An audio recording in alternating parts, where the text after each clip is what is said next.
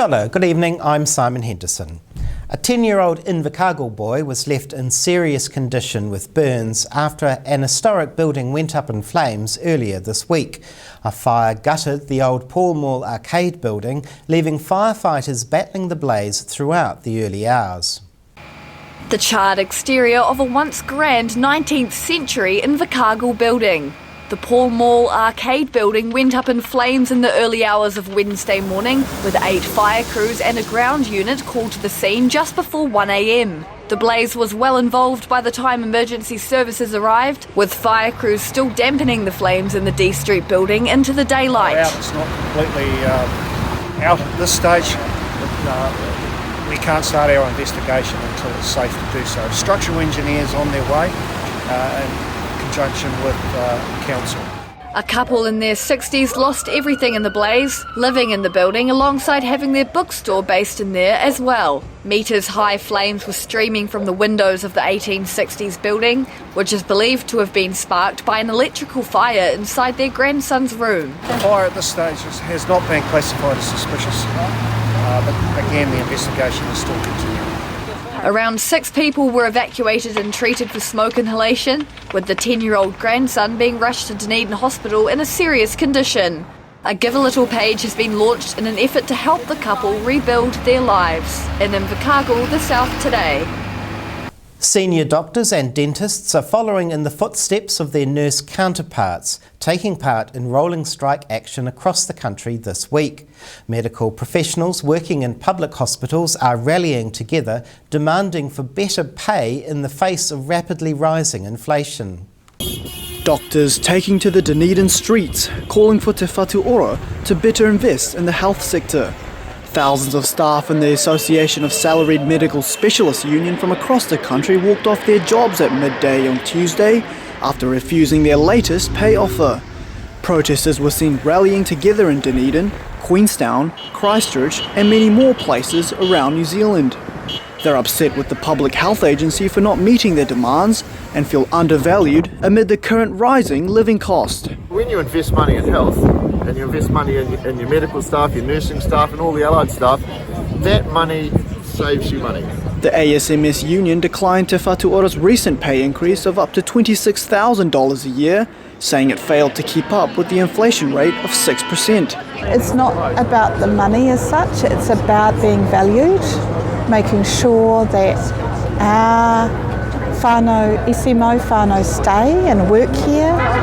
There is currently a shortage of 1,700 doctors across New Zealand, with medical professionals arguing Te Whatu Ora isn't training enough registrars to replace senior consultants. We know that we're going to need to import overseas medical graduates to try and fill those gaps, and currently, with the current wages and the current system that we have here, we're not competitive in the international market to be able to do that. The union is hopeful the government will put a much fairer offer on the table. Both parties are planning to meet again on Wednesday, ahead of further strikes set to take place later this month. Across the South today. A political figure made his way to Queenstown, talking to the locals for a last-minute push before elections. National Party leader Christopher Luxon enjoyed a day out in the resort town, promising new policies to help the tourism sector in the area. National Party leader Christopher Luxon is looking to make a splash in Queenstown, announcing his party's new policies to boost the tourism sector. He's proposed multiple strategies National believe will enhance tourism in the short term, such as installing e-bike chargers on cycled trails. A $5 million investment over 4 years into promoting regional events is also in his plans, along with extending the working visa age to 35 and allow people to apply for multiple visas. And so we will firstly lift the upper age to apply for a working holiday visa in New Zealand from 30 to 35 for all eligible countries, and we will allow them to apply for a second or a third holiday visa if they work in areas of shortages like tourism. Luxon also addressed the current housing struggle for migrant workers in the resort town, stating that his party will be asking local councils to consent 30 years of housing growth. And we're going to ask every council in the country to consent 30 years of housing growth tomorrow. And that means that it's very clear about where development is going to take place and actually the land is available. But at the moment the council's not helping the issue by not actually consenting land to actually add and build houses into Queenstown. After announcing his policies, Luxon made a stop at the Soda Bar and Restaurant for a Chamber of Commerce lunch, taking the time to talk to local business owners. And I'm pretty amped about it and fired up and ready to go on October the 15th, and I hope to do that in partnership with many of you here in this room. And with that, happy to take any questions. Continuing his Queenstown trip, Luxon took a break from politics to pursue a new career, serving up some award-winning ice cream at Patagonia. He also took a ride in the world-famous K-Jet boat, finishing off his trip a little damp but with a grin on his face. In Queenstown, the South Today. Eager whitebaiters took to their local rivers across the country last week as the official whitebait season got underway. A change in regulations this year is of keen interest to anglers, curious to whether the shorter season will help increase the numbers of the tiny delicacy. Tiny treasured treats ready to be cooked up into a Kiwi staple patty. The whitebait season kicked off around the country on Friday, with Christchurch anglers being treated to fine sunny weather for opening day. Keen whitebaiters were out in force as they hunted for the small freshwater fish, with many of them looking forward to the first feed of whitebait for the season. Some good groups went through, but it's just a matter of them going into the net or not, because they tend like to go round. Alan Parkhill has been whitebaiting for 30 years and is confident the season ahead will be a good one. The Department of Conservation introduced new regulations last year reducing the season by 6 weeks, aiming to achieve more sustainable whitebait fishing. The shorter season isn't stopping the keen whitebaiters from enjoying their time manning the nets, with Parkhill looking forward to returning to his favourite spot, the Avon River. Clean water, but it's a lot of weed though. You get a lot of weed. The Christchurch City Council say there are currently no restrictions for most parts of the Avon and Heathcote rivers. The whitebait season will run from the start of September through until late October. In Christchurch, the South Today. A Queenstown landscaping company does more than just rip out your weeds. They've created one of the top gardens in the country. Diva Landscapes just claimed the national prize for best garden maintenance, taking home the premier honours for their natural-looking design. A garden that sticks out from the rest. The Smallbrook Resort property won Queenstown's Diva Landscapes a national award for best garden maintenance. Their work on the garden netted them the premier honours at the Landscapes of Distinction Awards in Dunedin last Saturday. The landscaping company also took home a gold medal for their work on the Drift Bay lakefront. Managing Director Simon Levisage says winning an industry award is a confidence boost for both him and his team, proving they're competing well against their rival companies. We're really stoked. Yeah, we're really happy about it. It's our third year entering the awards. So to get a couple of gold medals and then in particular winning our category, so getting that Premier Award was a surprise and a great one to get. He believes the reason their work stands out from others is their attention to detail on the gardens themselves, along with their strong management plans. The award-winning garden is made mostly of native pallet that is less manicured than usual, crafting it to the natural look the client desires. But having said that, we do still have manicured topiary contrasting with the very natural forms and shapes of the flax and the tussock and the other natives that are in the gardens. He says with their new in-house designer, the company will be gunning for the Design Award in 2024, as well as their bread and butter, the Garden Maintenance Honours. In Queenstown, the South Today. FI Akine, still to come on Southern Newsweek. Some Southern healthcare workers are taking an overdue break, enjoying an adventurous day out in nature. And the boys in blue go green, welcoming in a new vehicle to their fleet.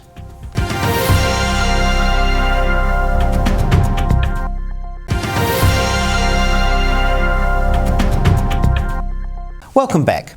A new initiative is giving Southern healthcare workers the chance to see the sights and sounds of the fjords.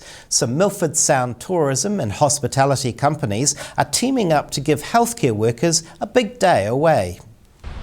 The thundering power of Bowen Falls is being enjoyed by Southern healthcare workers, thanks to a generous new initiative.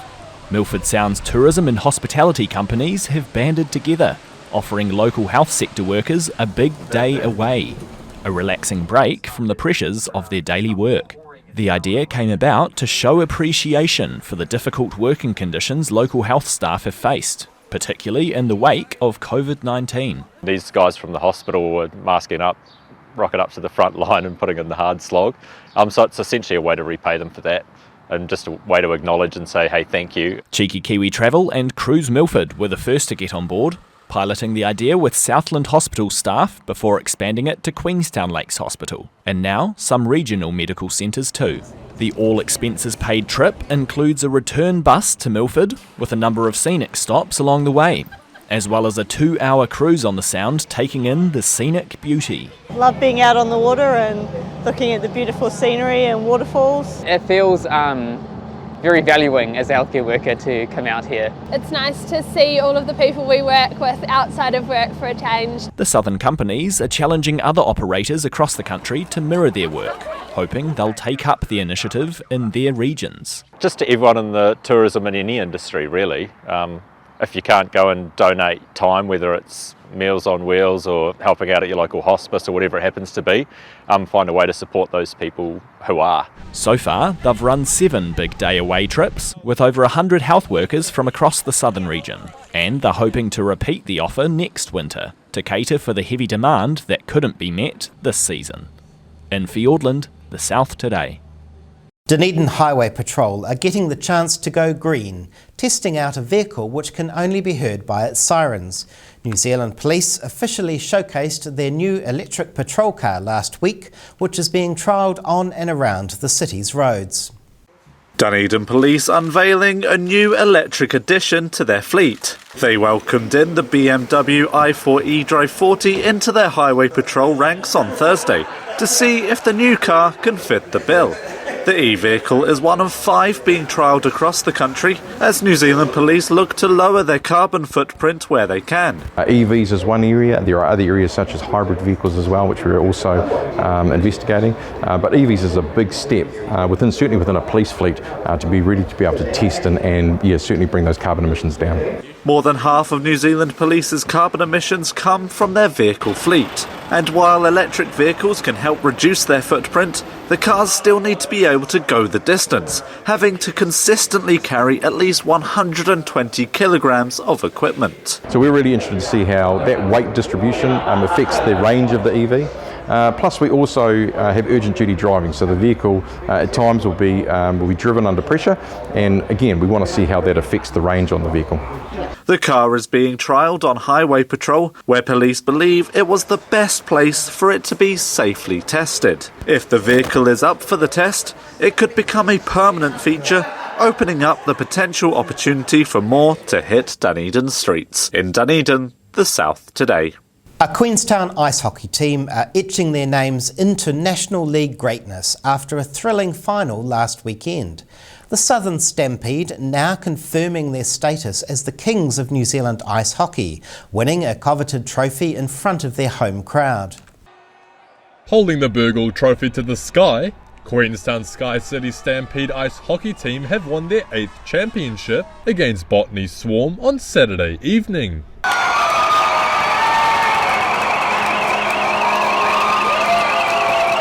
Hosted on their home turf, the Queenstown Ice Arena, the hard-fought matches saw Stampede sweep the finals 2-0, scoring 6 points to 5 on Friday and 5 points to 2 on Saturday. Sky City Stampede coach Cam Freer says it was great to be able to win the trophy on their home soil in front of all the local fans. It feels pretty good, it's been a long season. The boys have worked really hard and it's just good to finish it off at home in front of the crowd and get the job done. Stampede made their way straight to the finals this year after winning 13 of their 16 games, qualifying first overall with 38 points in the round-robin series. I think we were always pretty confident. There were some really strong teams this year, so we had to work a lot harder than, past years, but it feels really good to finish it off in style. Freer says for now the team is going to take their time to relax and enjoy the victory, but will be gunning for their 9th championship in 2024. In Queenstown, the South Today. Dunedin Motocross superstar Courtney Duncan is adding another world title to her resume, following the final race of the season in Turkey recently. Tears of joy flood from Courtney Duncan, embracing her team as the new women's motocross world champion. The 27-year-old finished the season with 270 points, clearing second-place Spanish rider Daniela Gullin by an impressive 30 points. She won 3 consecutive world titles from 2019 to 2021, but her reign was derailed last year after missing out half the season due to injury, placing 7th overall. Duncan says she was motivated by the injury-plagued campaign, reveling in the moment of regaining her title, feeling it was an incredible comeback season. Man, that little kid, I don't think would have ever dreamed of this. Honestly, I don't think I ever would have dreamed of having 4. It's so special, and just to give back, give back to the people that believe in you and your parents and your family and, the team. With Duncan reclaiming her 4th women's motocross world title, she still feels there's so much left to achieve, believing she's in the best form of her career. From Turkey, the South Today. The red carpets rolled out in Invercargill as a Hollywood A-lister stopped off for a taste of some southern sushi.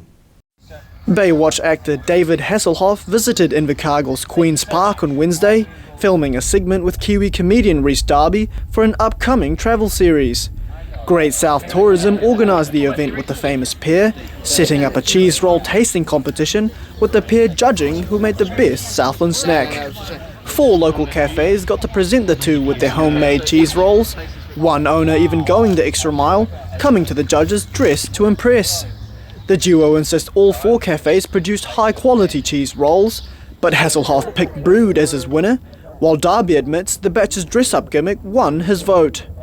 The Hoff also took time to greet fans and snap photos with locals who caught wind of their appearance down south, with one woman managing to sneak a pic on the actor's cheek.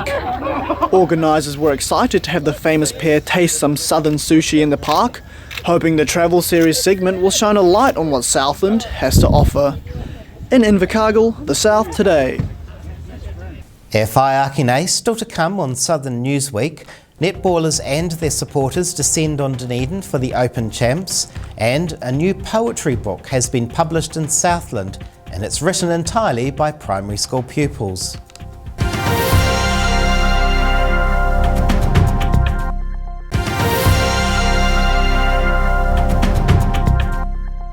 Welcome back. Sharpshooting and fast-paced action was on display at the Edgar Centre, with dozens of tall women taking to the court for a national tournament. This year's Netball New Zealand Open Champs are well underway, featuring fierce competition from across the Motu. Cambridge attackers shooting nothing but net, edging ahead against Central Lakes. There's shouting, shoe squeaking and whistle blowing ringing out through Dunedin's Edgar Centre this week for the 2023 Netball New Zealand Open Championships. The tournament is sponsored by Netball Smart, providing an opportunity for up-and-coming players as well as premiership netballers to showcase their skills at a national level. We've got under 18s and then we've got the NNL and the ANZP. There is a gap in the middle, so this helps fill that gap. Because these people are key people for netball, because these are possibly the people that will end up staying involved in the sport, engage with the sport. 19 teams from across the country are competing in the event, displaying the region's top talent from as far north as North Harbour all the way down to Invercargill. Players really love playing netball, so when they've got the opportunity to come together, meet other people, put their netball out on the court, it's a win for all. The Netball New Zealand Open pool stages got the starting whistle on Tuesday, with the playoffs and grand final set to take place on Saturday. In Dunedin, the South Today. A 94-year-old Christchurch grandmother is tearing it up at her local gym, showing the younger members that age is just a number. Mavis Mannell is a self-confessed gym junkie that just loves exercise, forging a number of friendships and connections through her passion found late in life. Don't mess with Mavis. This remarkable 94-year-old grandmother is showing younger gym members how it's done. The former dressmaker has always lived an active lifestyle, playing basketball and going swimming in her younger years, but now she is a self-proclaimed gym junkie. Anybody can do it if they've got the will, the power of positive thinking, you see. Yeah, that's how I was brought up. My mother used to say, don't tell me you can't do it, just get on and do it. Around 20 years ago, Mavis decided to join the gym, falling in love with it very quickly and hasn't looked back since. Despite her impressive fitness journey and can-do attitude, there's still one exercise that Mavis admits she loathes: the box. You put the weights in the box and then you push it up and down. I do it 8 times. And you've got the box, the grab of the carpet. Nobody likes doing the box. Ignite Fitness gym manager Eddie Kerrigan says her exercises are thoughtfully planned out to make sure she's able to do them safely at her age. He believes she is an inspiration for the other gym members, always pushing herself to the absolute limit during her sessions. She's just full of beans and everyone just loves her, and she just wants to do everything that everyone else is doing. She doesn't want to get anything easy. She wants to do all the hard ones. The 94-year-old gym junkie doesn't plan on stopping anytime soon, but admits she may have to slow down once she becomes a centenarian. In Christchurch, the South Today. Some Southern pupils have been putting pen to paper, challenging themselves to scribble down a rhyme or two. The budding young poets have had their handiwork put to print in a specially published book written entirely by themselves. Checking out the fruits of their labour after their hard work was published into a book. A creative assignment at Edendale School had pupils busy writing a picture book about their furry best friends, titled Pets Anthology. Principal David McKenzie set the challenge for the children, letting their creative flares fly, writing poems and drawing pictures of their pets. And so the children volunteered their poems and their pictures, and then myself and Mrs. Coyle, the Deputy Principal, put them together into this book, and we got it published. Isn't that fantastic? There are around 25 poems and illustrations in the book, with Mackenzie hoping the project ignites something inside the children, following the school's motto, "Where our dreams begin." And doing something like this may just be that spark for somebody to go, I could do this, I could be an author or an illustrator, and we like to have fun, integrated things, and this is reading, it's writing, and it's artwork all in one. He says it gives the budding poets an authentic experience of writing and publishing, with a copy of Pets Anthology set to make its way into each classroom, as well as the local Wyndham Library. In Edendale, the South Today. Two central Otago towns went head-to-head on the sports field last weekend for a friendly competition that's been running for centuries. A huge crowd was in attendance for the closely contested battle between the St Bathans and Beck's rugby teams on Saturday for the 75th Wooden Cup match. Spectators were not left disappointed, being treated to a nail-biting contest near the Beck's Memorial Hall, with St Bathans just edging the game 32-30. The two teams have been battling for the Wooden Cup since the 19th century, when Irish gold miners in the St Bathans area would play against the Welshmen and Cambrian. It wasn't until 1995 that the first hockey game was played between the two central Otago townships, competing for their own Wooden Cup. St Bathans was able to come out victorious on the turf as well, taking home the trophy with a dominating 4-2 win. In Beck's, the South Today. That wraps up this edition of Southern Newsweek. For the latest news and videos from the Southern region, head online to odt.co.nz. And you can follow Channel 39 on YouTube and the South Today NZ on Facebook to catch our news bulletins on demand. We'll see you again next week. Mātua.